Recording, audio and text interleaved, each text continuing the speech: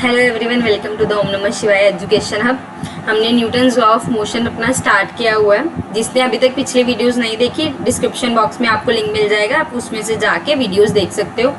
आज का हमारा जो टॉपिक रहेगा that is motion of a body in a lift. Lift में हमारी बॉडी के मोशन के ऊपर हमने डिस्कशन करनी है, कैसे हमारा रहेगा।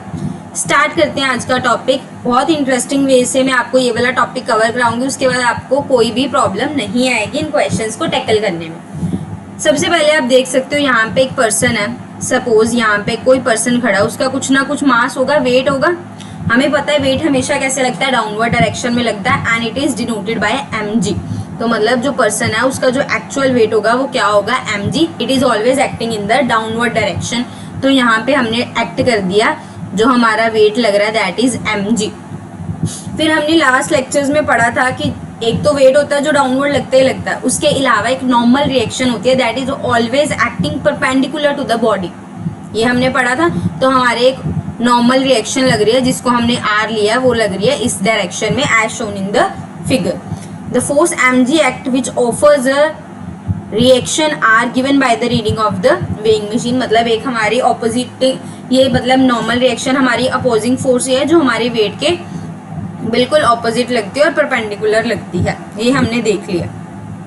इसमें अब नोट करने वाली क्या चीज है, the reaction are exerted by the surface of contact is apparent weight of the body. मतलब जो ये आर लग रही है, ये कैसे क्या बता रही है, उसका सिर्फ एपरेंट वेट ही बता रही है, एक्चुअल वेट नहीं बता रही। अब हमने 3 केस करने हैं, 1 बाय 1 हम इन केसेस को डिस्कस करेंगे। सबसे पहला केस, जब लिफ्ट क्या जा रही है, अपवर्ड डायरेक्शन में मूव कर रही है।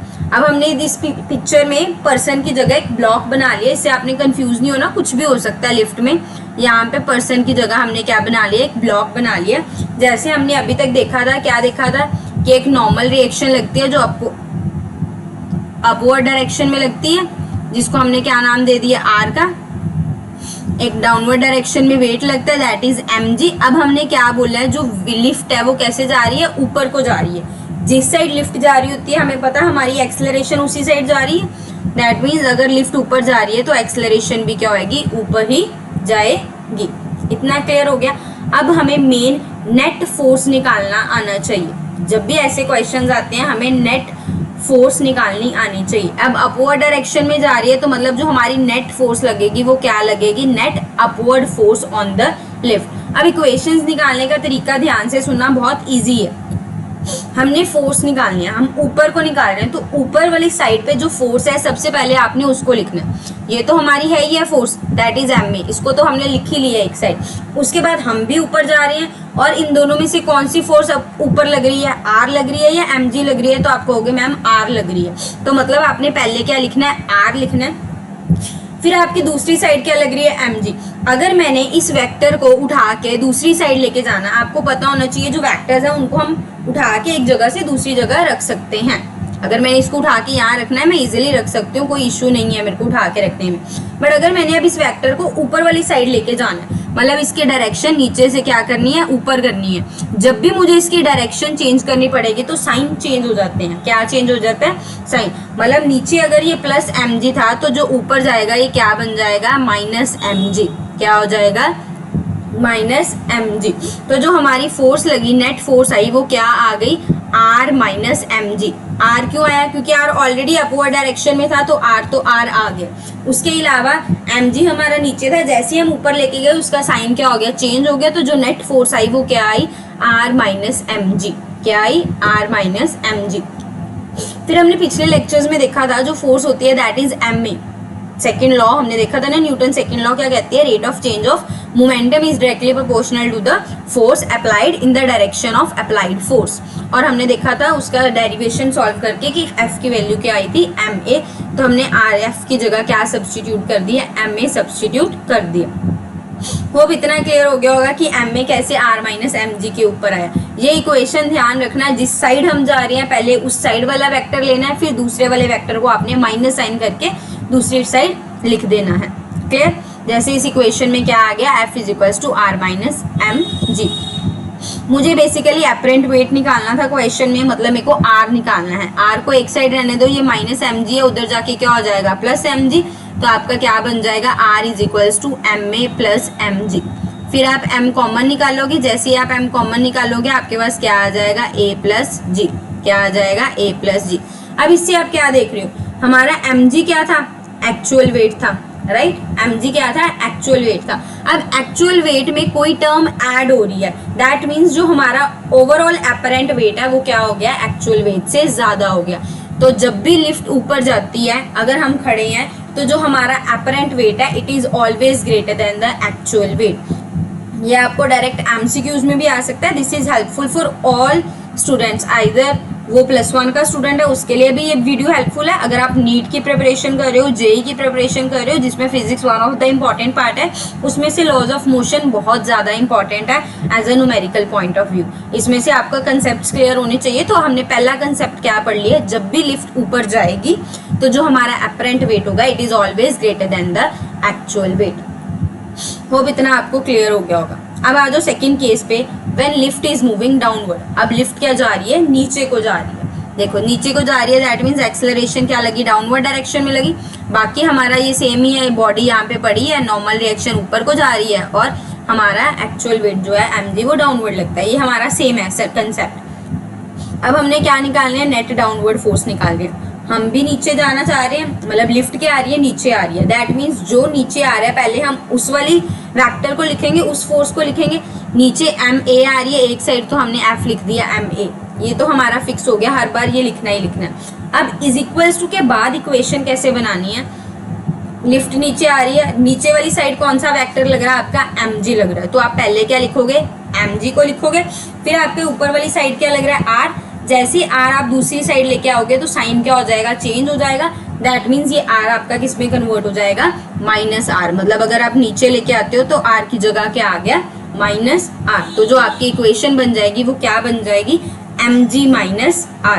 क्या आ जाएगी, mg - r। तो नेट इक्वेशन आपकी लास्ट इक्वेशन क्या आ गई, ma = mg - r।